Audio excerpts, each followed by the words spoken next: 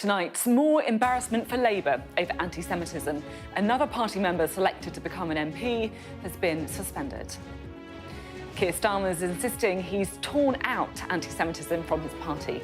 But questions are being asked as to why he initially stood by Rochdale by-election candidate Azhar Ali, who claimed Israel allowed the October attacks by Hamas. I'll be joined live in a moment by Martin Forde KC, the man commissioned by Keir Starmer to investigate allegations of bullying, racism and sexism in the party back in 2020.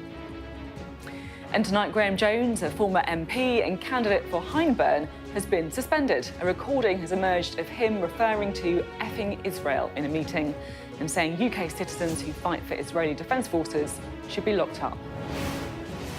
Also tonight, a new report says global defence spending has jumped to a record £1.7 trillion as the world enters a more dangerous period, but military chiefs in the UK are concerned not enough is being spent here.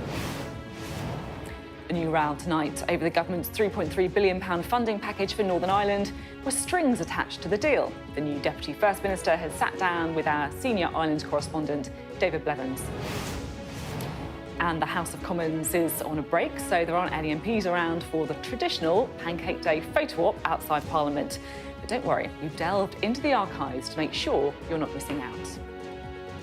All that and more with Sayeeda Warsi and Ayesha Hazarika, who will be with us for the next hour. It's Tuesday, I'm Sophy Ridge live from Westminster, and this is the Politics Hub.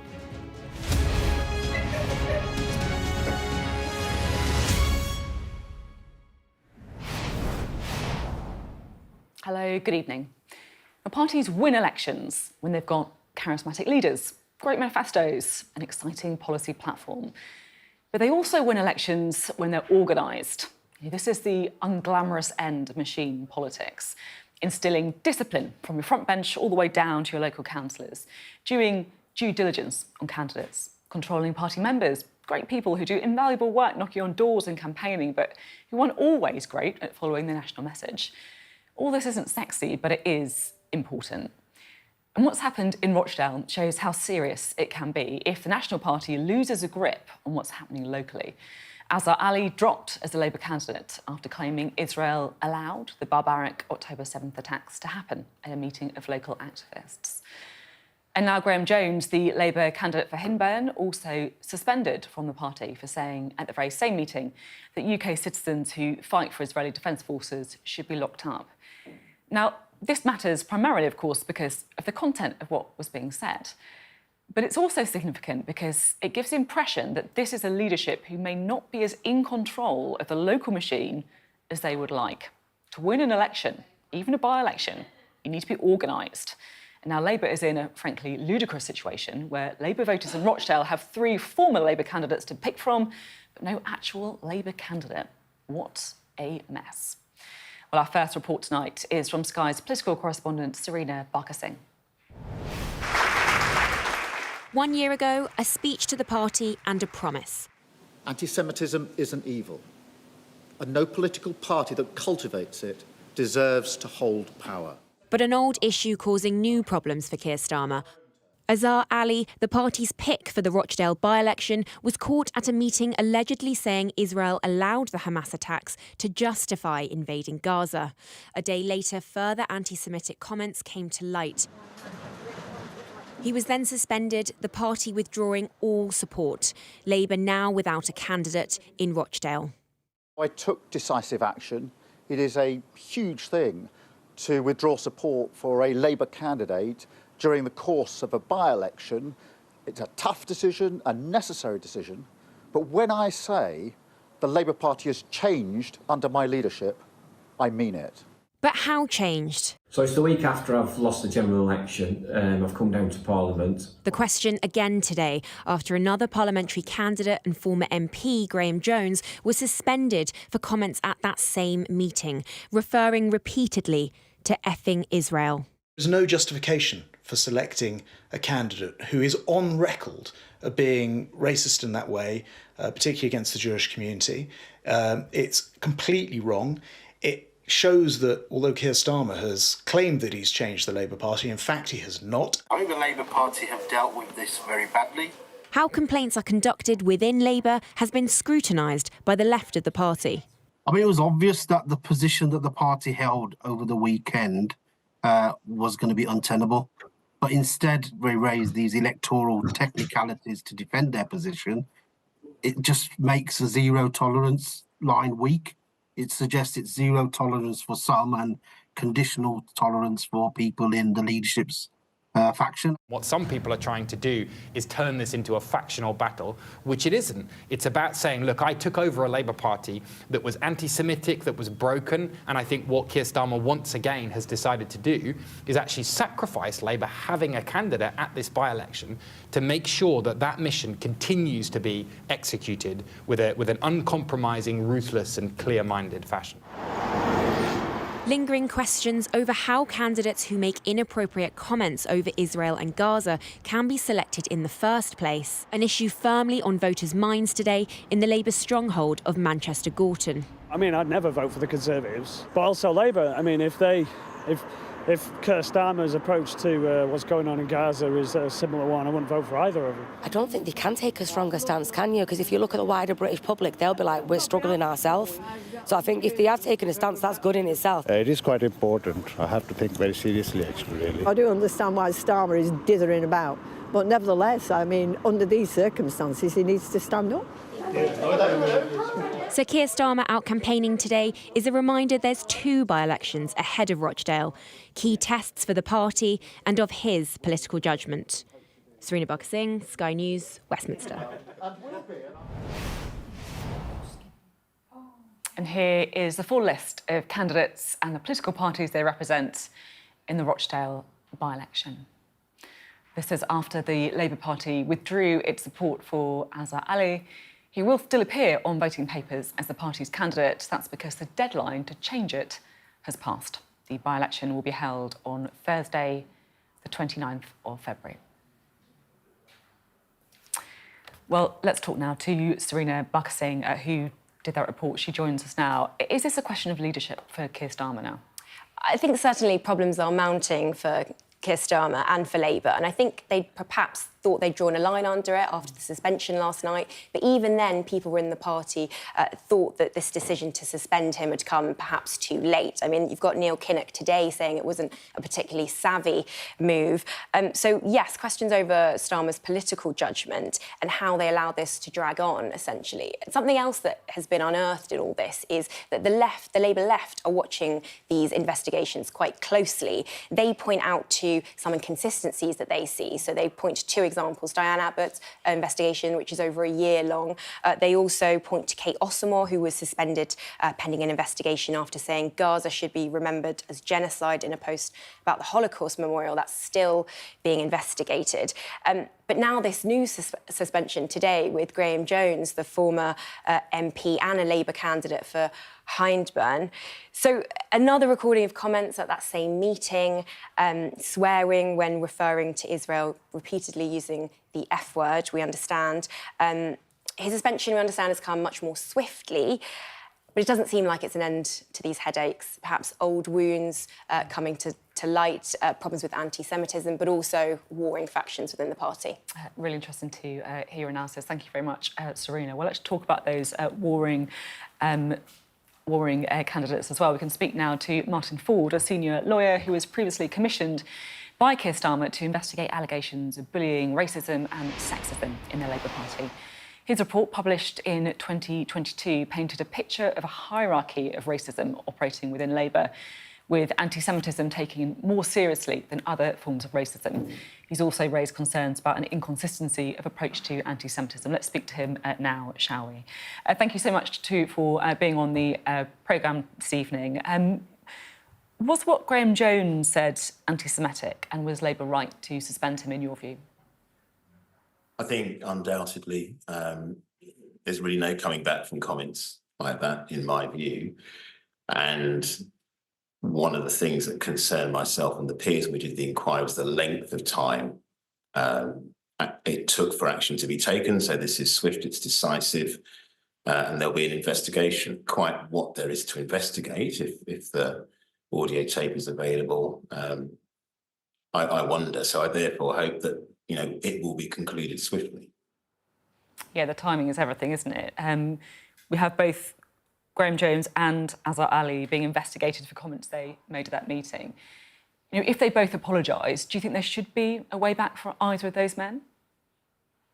I think, you know, it's a membership party. I think often these things are dealt with in an employment setting through sort of education and training. But it's always difficult to discern with prejudice how deep-seated it is. I think what would disturb me would be that certainly I've been aware in my personal life of prejudice being expressed when people think they're in a safe space with like-minded people. And so as a lawyer, forensically, you tend to be a bit more impressed by what people say in unguarded moments rather than public presentation. I certainly think the comments of Azhar Ali were deplorable on any basis. I think the only sympathy I have for the leader, and I have to say that certainly our investigation showed that there was a real drive to deal with this problem, and training being rolled out, etc., and obviously coming out of special measures with the Equalities and Human Rights Commission. But there's an awful lot of ignorance about anti-Semitism. I mean, one of the senior peers that helped me said that Palestine's become, you know, the new apartheid, and you'll have people banding around terms such as Zionist, etc. They've got absolutely no idea what they're speaking about. And I was very concerned that the suggestion was that this was somebody fallen for a conspiracy theory, because we are, and we did remark upon social media involvement. And I think that if you hold a senior position in any political party, you need to be very, very careful about what you say and what you post on social media. You're talking there about the swiftness of the response and how quickly the response is and how important that is. Because Labour obviously initially stood by Azhar Ali as their candidate until they suspended him last night. Today, Keir Starmer claims he acted decisively. Do you think Labour has acted decisively over that suspension? I think in that case, the one thing I would emphasise is that confidence had been lost, rightly or wrongly, in the previous administration by prominent Jewish members, particularly the Jewish Labour movement and the Jewish Board of Deputies, and people such as Luciana Berger. They now appear to be back in the fold. The timing is very difficult in terms of not having a candidate, and my understanding is that JLM and the Board of Deputies spoke to the party leader and indicated that for present purposes they would be happy for the candidate to go forward. So I think if you're consulting the effective cohort, then possibly you are justified in not acting as decisively as has happened with the second candidate. I think the wider issue is that there are Jewish members of the party on the left of the party who feel that they are treated more harshly around certain issues. And one of the things that we found surprising was that there was a suggestion that more Jewish members were being suspended for anti-Semitism than non-Jewish members. And I'm aware that the Black Caucus, the PLP, feel that the delays in Diane Abbott's case, the swift apology in Kate Osimore's case, has not been met with immediate forgiveness. And the delays, certainly in my view, in the Diane Abbott case, are difficult to understand. I'm interested to unpick this a bit, because I guess this is where what it really comes down to is the fairness of the approach, that everyone is treated in the same way. And previously you've talked in your report in 2022 about factional lines. What exactly are you saying here then? What does that mean, factional lines? Okay, so what we were attempting to do and assist the party with is, first of all, an awareness that there was a very, very strong feeling that there wasn't equal treatment under the disciplinary system. And we made recommendations which we thought would have a system with a greater degree of independence and less factional interference. And although I was criticised for being, critical of both sides, it seemed to me, and I think to the peers, that there were occasions when certain disciplinary proceedings appear to be delayed because somebody was aligned with one faction, and other occasions where sanctions appeared to be harsher. So my idea was that there should be a consistency of approach, and you would have some kind of document which would explain each stage of the inquiry, how long it would take, hopefully within a reasonably short compass of time, and the likely sanction that you would face. And that it seems to me, would be a transparent system and a consistent system. And it's one that I'm used to because part of my practice involves health regulation, doctors, dentists, nurses, etc. And you can go to a document as a doctor and see what it is you're accused of and what the likely punishment will be. Have they adopted that recommendation then? They have in part. I've not yet seen a document, and obviously politics is different to health because you can probably transgress in many ways. But the health cases have involved inappropriate WhatsApp messages and social media involvement, bringing the profession into disrepute. And it seems to me that those involved in politics should regard themselves as professionals and be held to a high standard because, the Nolan principles require that. OK. Thank you very much indeed. Really interesting to speak to you today. Thank you. Thank you, Sophie. Martin Forde speaking to us there. Well, let's bring in our duo for tonight, shall we? The former Conservative Cabinet Minister who now sits in the Lords, Baroness Sayeeda Warsi, and the former Labour Party advisor, Ayesha Hazarika. Great to have you both on the programme tonight. Sayeeda, to you first. How do you feel that the Labour Party has handled what's happened in Rochdale? I mean, it's shambolic, isn't it? Here we are with Labour 20 points ahead in the polls, 5 months out from a general election, potentially. With a by-election, they should have won hands down, and they don't have a candidate. And it kind of, I suppose for me, and it's not for me to worry about the fact that the Labour Party hasn't got its act together, this doesn't look like the kind of party who is able to run its party well, never mind is ready to run a government. So it is concerning. But Martin makes some really powerful points there. And that is that if you have a grievance process within a political space, and, my party have suffered in exactly the same way with the whitewash that was the Singh review, you have to make sure that that process is both transparent and consistent. People need to know what the red lines are, and people need to know what the consequences are of those red lines. And I think, as Martin said in his report, which I thought was a very good report, he talked about the party treating different forms of racism in a different way, treating anti-Semitism different to anti-black racism, different to, for example, Islamophobia. And he also said that there was a concern amongst members that it wasn't what you said that was the issue, it was which faction of the party you came from as to how you were therefore dealt with. And I think the way in which they've dealt with Rochdale has been shocking. It was obvious when those comments came out that they were anti-Semitic. It was obvious that swift action should have been taken immediately. It was not. And now we find ourselves in a position where there's no Labour candidate. We have a by-election where there aren't really that many major options for people. The Conservatives, of course, have a much better chance because of it. But I think it's actually quite worrying in the way it's all ended. Just to pick up on what you were saying there about people being treated differently depending on what faction you're in, depending on what kind of racism sometimes you're talking about as well. Do you think that the Conservative Party has similar issues then on this? We do, and I've spoken about this before, Sophie. I think the Singh review, which was our look at racism, was a whitewash. It hasn't been consistently applied since then. We still have cases of concerns around racism, two that I've been raising recently. Again, one of our candidates, again, somebody who's an advisor to the Prime Minister. And I think it's important that political parties, if they genuinely want to show leadership, have to also show leadership within their own parties. These decisions have to be taken on a set of transparent rules rather than political decisions. Let's bring in Ayesha.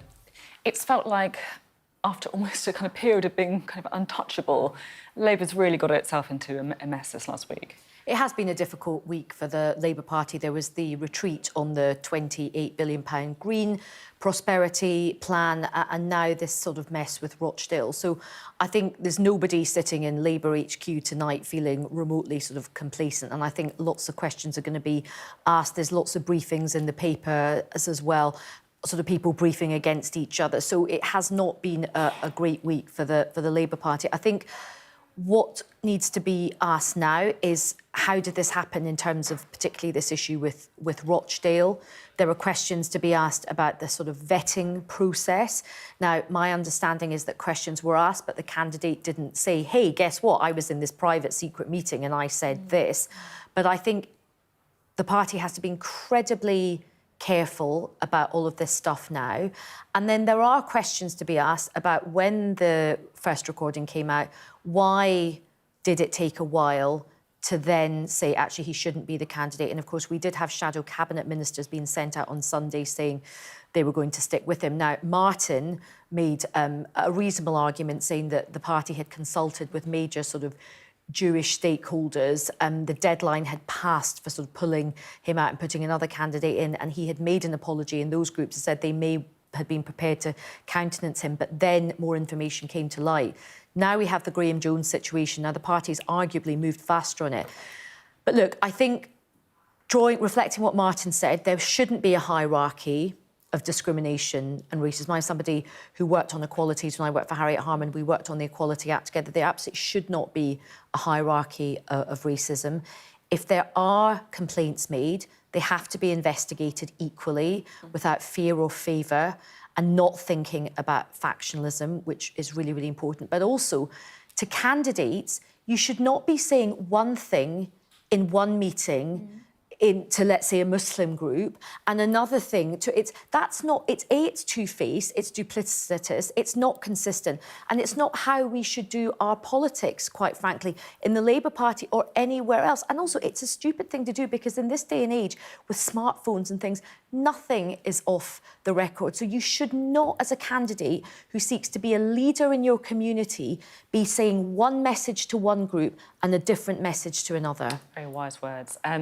I just want to, I'll bring you back in just 1 minute, because related to political positions on Gaza, I just want to talk now about threats made against MPs, which have escalated since the start of the war, because this month we've already had Government Minister Mike Freer saying he won't be standing again because of concerns over his and his family's safety. And last night, protesters targeted the offices of the Bournemouth MP and former chair of the Defence Select Committee, Tobias Elwood. Now, local media reported the crowd were chanting ceasefire and free Palestine.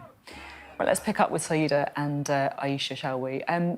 It's difficult, isn't it? Because intimidation, threats is one thing, and then you also have people's right to protest. What's your thoughts on here?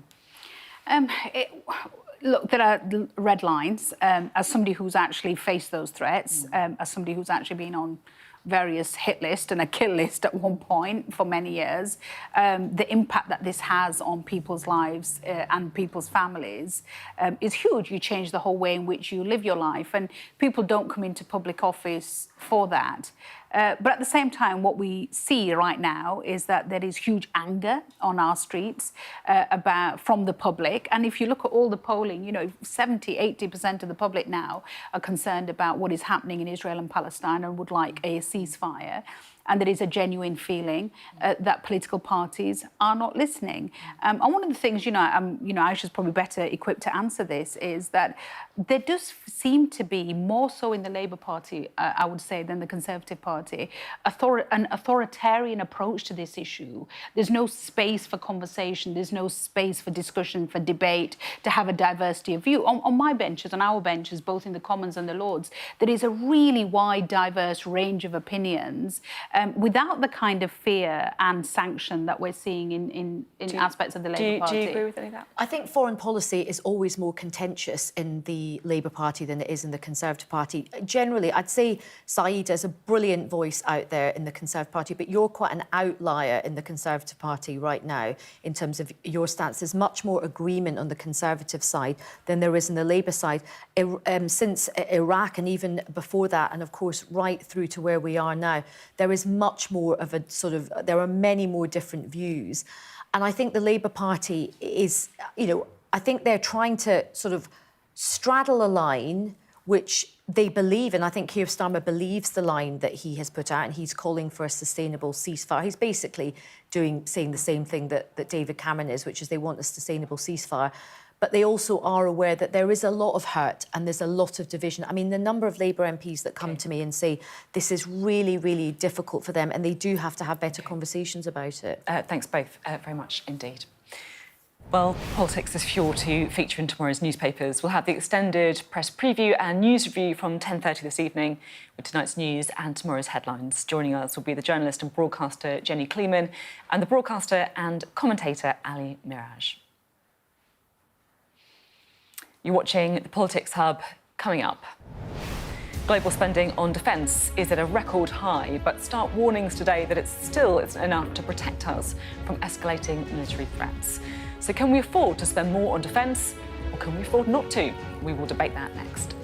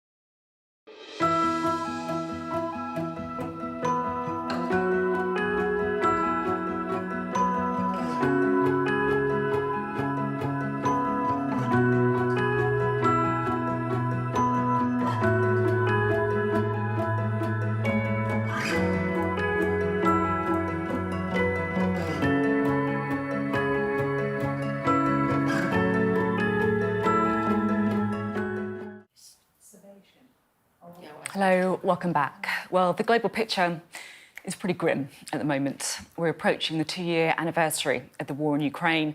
The war in the Middle East continues devastatingly, not to mention the mounting tensions between the West and China.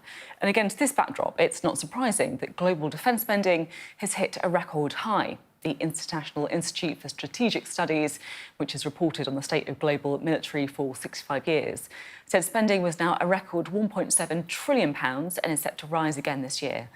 But after decades of cuts, is it enough? Sky security and defence editor Deborah Haynes reports. With fears of a future conflict growing, the UK and its NATO allies are mobilising. Hundreds of British Army vehicles are bound for Germany. From there, they'll head to Poland, along with more than 1,500 troops. It's part of the largest NATO exercise since the end of the Cold War, and soldiers say they're ready for anything, even a very hot war against Vladimir Putin's Russia. I'm ready for whatever the chain of command tells me to do. Are you not nervous? No. Any message for Putin? No, No, above my pay grade. The various vehicles are loaded onto a ferry at a military port in Southampton. Commanders say it's routine business, but these aren't normal times. In fact, Estonia's spy agency is warning that Moscow is preparing for confrontation with the West within a decade, something a rapid rearming of NATO militaries could deter. This exercise is designed to send a message to Russia that NATO's defences are credible. But given the shortage of weapons, of ammunition stockpiles and personnel, there is still much work for the alliance to do. A report on the balance of global military power highlighted how Russia's war in Ukraine is changing the security landscape. It has exposed fissures in Russia's armed forces, but also in the preparedness of the West. The International Institute for Strategic Studies said NATO allies are rebuilding their defences after decades of decline. But there are glaring gaps, including for the British military. Its medical capabilities are inadequate. More of its logistic capabilities, like the ability to move material by rail, are less than they ought to be. And that was a bit of an uncomfortable surprise for me. It will be more than uncomfortable for everyone if large-scale conflict does return to Europe before the UK and its allies are genuinely ready. Deborah Haynes, Sky News. Right, well, let's bring in Baroness Warsi and Baroness-in-Waiting, Ayesha Hazarika. Right, let's talk defence, shall we? Whoever wins the next election, and right now, there's some tough choices to be made on defence, because there is, as Deborah was just saying, such a case for more defence spending. But then with public finances and competing departments, it's just not as easy as that sounds. Ayesha, do you think we should be spending more on defence? I think the time has come to have a really serious conversation about this, because we have lived through many, many decades of relative stability in terms of our geopolitics. And actually, we've benefited from something known as a peacetime dividend, where we've all sort of said, look, we're probably not all going to go to war with each other, so we can probably trim back our defence spending and spend that on other things. But I think we are now in a very, very new era. We have so much instability. The world is so febrile. If Donald Trump becomes president of America, that puts a different complexion on things as well. So I think now is the time for politicians to have a very serious conversation. But as you say, what is so difficult at the moment, Sophie, is everybody. If we were talking about education, I'd probably say, well, actually, now is the time where they do really need to think about investing in education. There are so many pressures on public spending at the moment, but I do think defence does merit some serious consideration. Do you agree? Yeah, we gave a commitment of 2% spending, for NATO, 2% of GDP, and we have met it, only just met it. But the only reason we've met it is because of the money we're putting into Ukraine. And there are countries, much smaller countries than us, not as successful economies, who are actually putting more into NATO. I mean, we have France and Germany giving less than us. We have Poland giving more than everybody as a percentage of its GDP. And we've really got to start looking at this again. Either we are serious about NATO and about defence, and we have to put our money where our mouth is, or we're not. We've also got to be serious about the number of troops we have. There have been warnings now for many, many years about the number we have in terms of reservists, the numbers we have in terms of active service, the numbers we have in terms of former soldiers. As somebody who comes from a long line of military people in our armed forces, I am really concerned when I turn on the television and I hear the Defence Secretary having some sort of weird culture war spat about wokery, and I'm thinking, you don't have a clue. You're undermining our armed forces, where morale is often low, where they don't have the best of housing, they haven't had the best of conditions. We have people who served with us, like Afghan soldiers and interpreters, who are in this country and are constantly writing to me about the appalling conditions that they find themselves in. And right now, we need a Defence Secretary who's going to take these matters seriously, deal with the real issues of making sure that we bolster the numbers at home and that we give our commitment to NATO as we promised. So you don't think that's Grant Shapps then? I don't think that's Grant Shapps, unfortunately. OK. Interesting to get your take. Ayesha, you touched on it earlier. It does feel, and I'll put myself in this box as well, but, because we have been, at peace, in inverted commas, for some time, it feels like in the UK, or relatively living through a safe period for citizens, it's quite frightening at the minute. Yeah. That genuinely, it feels like there's different forces going on. It's very unpredictable. We have what's happening in Russia. We have what's going on in the Middle East. Do we need to recalibrate the way that we're thinking about global security? I think we do, and I think you've touched on something really important. I think ordinary citizens are feeling so anxious right now. In fact, you have a lot of people who can't even bear to watch the news right now because it's triggering so much anxiety.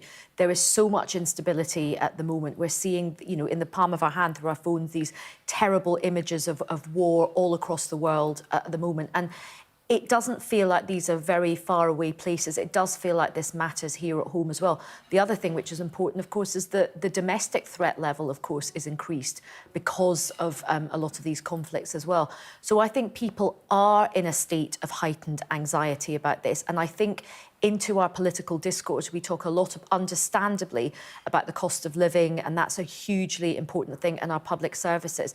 But I do think security and defence is something that we're going to have to talk about more. And actually, one of the first duties of a Prime Minister and of a government is security and safety of its citizens. That is, it sounds quite kind of grand and west-winging things, but that is actually a really important responsibility of government. Feels like you're in agreement. I am in agreement, and I think we need to restart the conversation about how we build this army. What does that look like? How we build this military force? Is it time for people to start seriously considering, what role we all play? Do we all have to play a role? I think these are big conversations. Maybe not quite there yet, but I think we're not inspiring people to be part of these amazing armed forces of the past. And the way we will do that is, one, by making sure we fund them properly, by making sure we respect them, by making sure we acknowledge the sacrifices they and their families make, but also by having a very clear values-based ethical foreign policy so that we stand for something in the world. And at the moment, my biggest concern is that often when we have great policy at the Foreign Office, the way in which we implement it shows that we're not actually following our own values. Really interesting debate. Thank you very much indeed. You're watching the Politics Hub. Coming up, it was supposed to be a £3.3 billion sweetener to get the Stormont power-sharing deal across the line. But now the Northern Irish government says it's got strings attached and they're not happy. We'll hear from the Deputy First Minister after the break.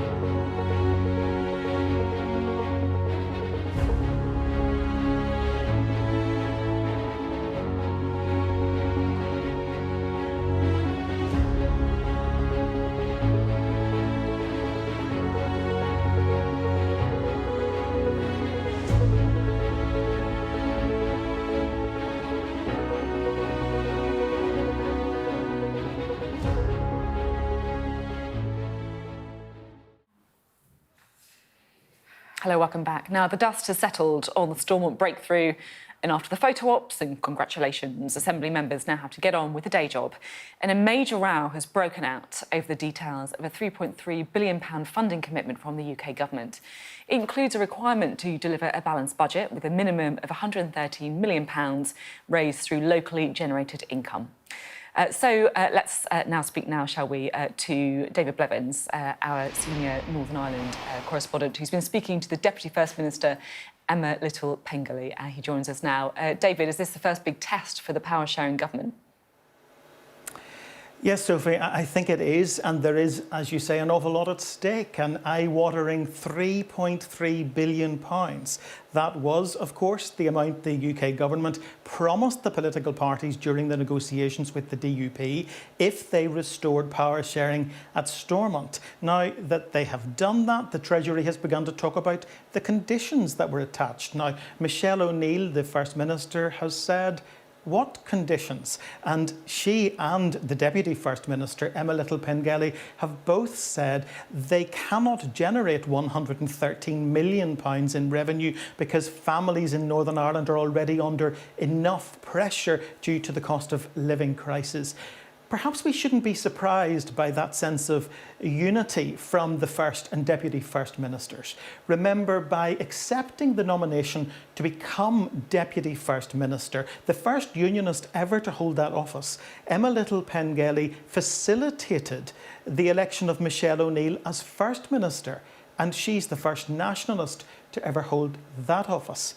And that really is quite remarkable, because one of these women is the daughter of a former IRA prisoner and the other the daughter of a former Loyalist prisoner. So they are on a remarkable journey, but despite their very different backgrounds, Emma Little-Pengelly says there's no obstacle to them working together. We sat down last week with Michelle O'Neill, and today I've had a chat with the Deputy First Minister, Emma Little-Pengelly, and she says when it comes to the cost of living crisis and what families in Northern Ireland are having to deal with, she and Michelle O'Neill speak with one voice. Deputy First Minister, first of all, congratulations on your appointment. The UK government says the £3.3 billion promised if the government was restored here was conditional upon your new power sharing executive raising, I think, £113 million. Michelle O'Neill says that's nonsense. Were the parties here, and particularly the DUP, hoodwinked by the UK government? Look, absolutely not. This was put forward not as something for agreement by the parties. This was something that was proposed by the Secretary of State. There was a series of discussions and negotiations around that, and the Secretary of State went, look, this is what it is, this is where it lands. As part of that, of course, they have proposed, as of course the Treasury would, an element of revenue raising. You have to understand the income profile in terms of the vast majority of people throughout Northern Ireland. There are a huge number of very, very pressed, squeezed income families here. You will have heard in recent weeks the pressures on those families in terms of childcare. We've got some of the most unaffordable childcare across this United Kingdom. So there's a lot of pressures, cost of living crisis, there's inflation increases. We're very conscious that those families are under huge financial pressure, and yet, of course, the UK government is proposing to put additional pressure on those. Those are the families that are going to pay this. So what I'm indicating is that, look, this is not the time to put that additional pressure on. We need to get the Northern Ireland Executive and Assembly stabilised. We want to tackle the big issues. We need to do reform. That will take time. But of course, at the moment, let's think about the pressures that people are under. So just to be clear, you were part of the negotiating team. If this government in Northern Ireland is unable to raise that revenue, the £3.3 billion offer still stands. Well, look, we will be making those strong representations to the Secretary of State, to the Chief Secretary of the Treasury, to the Chancellor, to the government, whoever will listen, as we did during that process, that we don't think that this proposal is the right one for right now. Absolutely not. But of course, we welcome the fact that we secured that £3.3 billion. It was the DUP that stood firm and said, look, the public finances of Northern Ireland are unsustainable as they are. While others would have went straight back in and had to manage significant cuts, we stood firm and we fought for this financial package, not just for unionism in Northern Ireland, but for everybody, because these public services genuinely matter and have an impact on everybody, no matter what your politics or your background. So that's why we were determined to get a good deal on that. I absolutely welcome the fact that we've secured 3.3 billion. But of course, with public sector pay pressures and other issues with our public sector services, there is a lot to be done, and we do need the right resources to do that. Michelle O'Neill and Emma Little-Pengelly are from polar opposite backgrounds. Her father an IRA prisoner, your father was at one time a loyalist prisoner. Literally, you've come from guns to government. To what extent do you think that shared experience of what we call the Troubles will help you share power in Northern Ireland? Well, I've always said that I don't believe the children of anybody should be blamed for the alleged actions of another. But look, we have very different experiences in our life. But of course, that difference ought not to mean that we can't get on well, we can't work constructively. And for my part, I'm absolutely determined to do so. I think people of Northern Ireland demand of us to work together, demand of us to get that delivery and to reform public services. In that space, there's a huge amount that we can agree on and work constructively with. So I'm coming into this with a very, very positive attitude. I get on with and engage with people from across all different types of views and backgrounds. I've always done that. So I don't see any issue with that. But of course, what we need is a professional, good, strong, constructive working relationship. And that's what I will be pushing for. Many thought the DUP would never facilitate a nationalist First Minister by nominating a Deputy First Minister. That in itself is a historic shift. How long did you have to think about it when Sir Geoffrey Donaldson asked you to take on this job? Well, look, we've always said that the people who said that were wrong. We always said that the issue was, of course, about dealing with the problems of the protocol. But look, as I've said before, if you're asked to do a role like this, it's a huge honour. And I consider it a massive privilege to have the opportunity to serve. And I will do so with, clear commitment, with a focus on delivery, because I really want Northern Ireland to work. And I see the issues and I see the challenges, particularly in relation to our public services. So, when you're asked to do such a thing, you've got a choice. You either step forward, you step up and you do it, or you step back. And I felt it was an important thing to do. It was the right thing to do in those circumstances.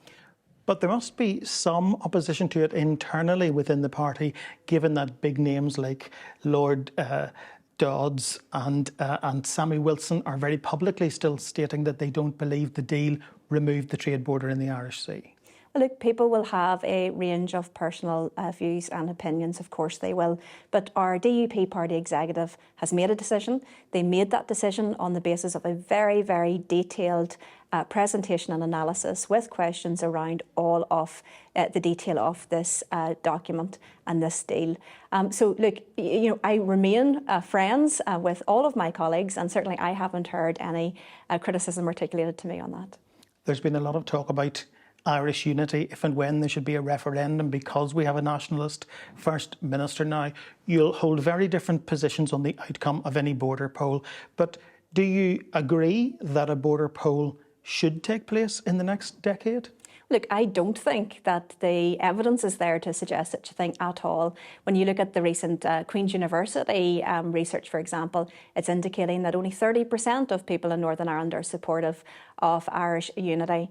So that is the same levels as it was back in 1998. So just over 25 years, and that hasn't moved. There isn't a momentum towards this. There's plenty of people who try to insist that there is that momentum. It doesn't. Like, I'm a unionist. I'm a strong unionist. I love Northern Ireland, and I think Northern Ireland is best served within this United Kingdom. And that's certainly the case that I will be making in relation to my unionism. Emma Little-Pengelly, thanks very much. Thank you. David Blevins speaking there to the Deputy First Minister of Northern Ireland. You are watching the Politics Hub. Coming up, Happy Shrove Tuesday. It's all on the wrist, and parliamentarians take it very seriously. That is next.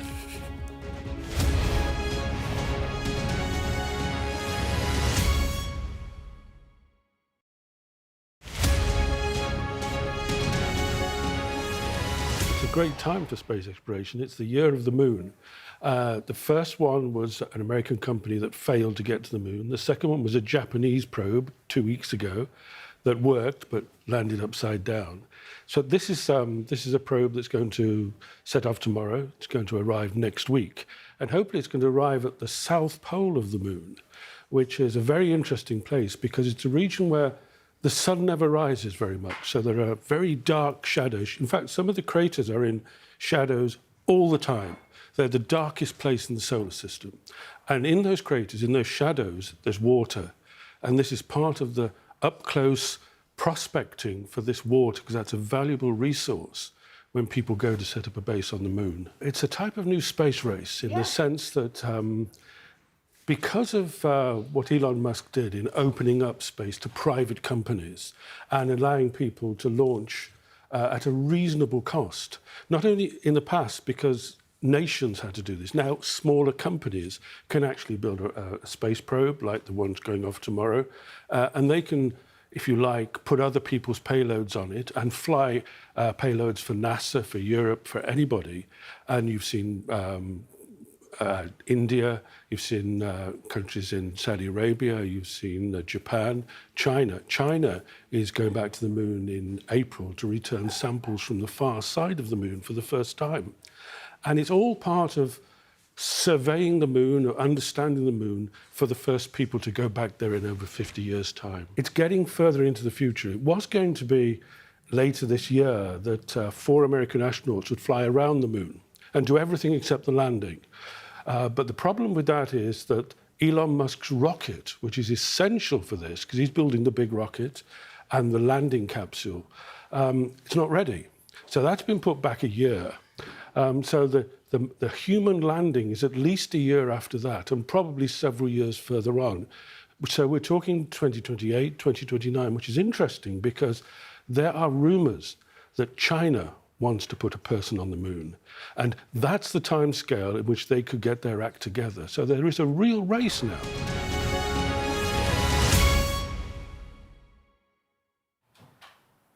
Hello, welcome back to the Politics Hub. Now, it's a huge sporting event involving months of training, practicing the wrist spin, perfecting the finger spin, working on catches, of course.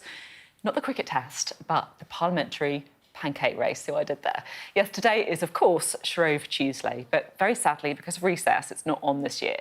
So to make up for it, we thought we'd bring you some moments from other races over the years.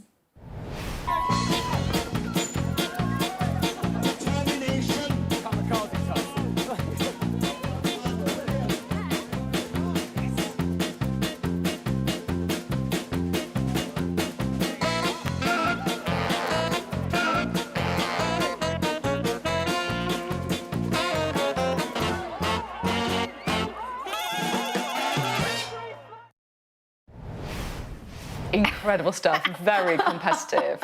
Now, there's something else that the team wanted me to play you, and I am going to say that my production team, classic, wanted to keep it completely secret from me so I could completely embarrass me on live television, but the lovely director did tip me off in my ear, so I'm going to brace myself for what is to come because I know how embarrassing this might be.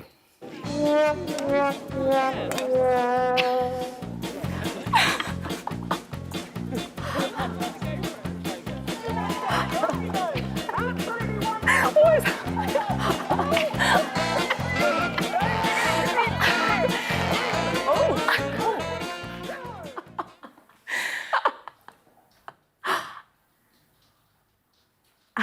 I am going to have words because I absolutely would have banned that being shown on TV. No one needs to see that. No one needs to see that. Did you win?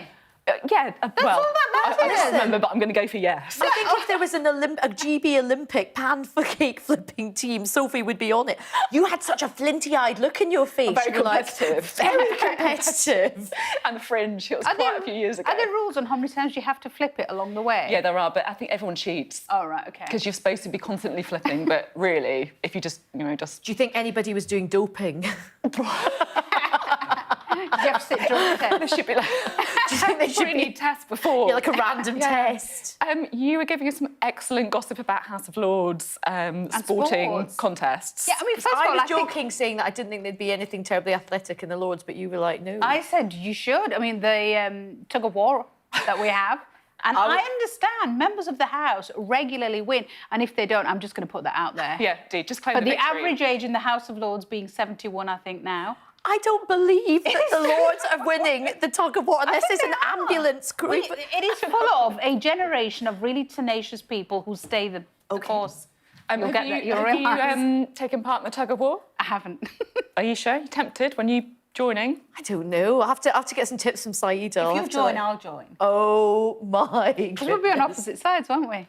Oh yeah. Oh, there we go. We're going to get the camera crew down there and show it on the politics. The weight training might pay off.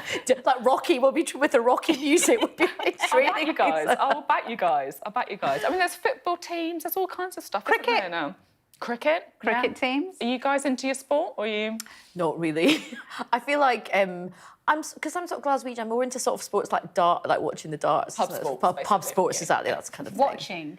Just watching. No, or just being in the pub, mainly. Being in the pub. Occasionally throwing a dart. Weight training. I've taken on weight training. That's good. Good for and it was important. I mean, as I hit menopause, I felt having strength was important. So I'm leg pressing 240 kilos. That is very impressive. That is impressive. I'll just put that out there. That means nothing to me. I'm flexing. But I will say that it does sound very, very impressive. Just don't get in a fight with Sayeeda. That's what the message is. Don't mess with Sayeeda. That's the subtext. I love it. Well, we've got to find room for those pancakes, haven't we, that hopefully we're all going to be eating after the show. I would say that I have excellent sporting prowess, but after everyone has seen that video of me trying to run, I don't think anyone would actually take me seriously in that at all. Thank you both very much for this evening. Great to have you on the show. A real range of topics for us tonight. Well, that is it from us this evening. We'll bring you, of course, all of the latest news on the Rochdale row as well. And we'll see you tomorrow night at 7 p.m. Up next, it is the UK Tonight. Will be presented by Greg Milam this evening. So do stay with us. And after that, it will be The World with Yalda Hakim. I'll see you tomorrow.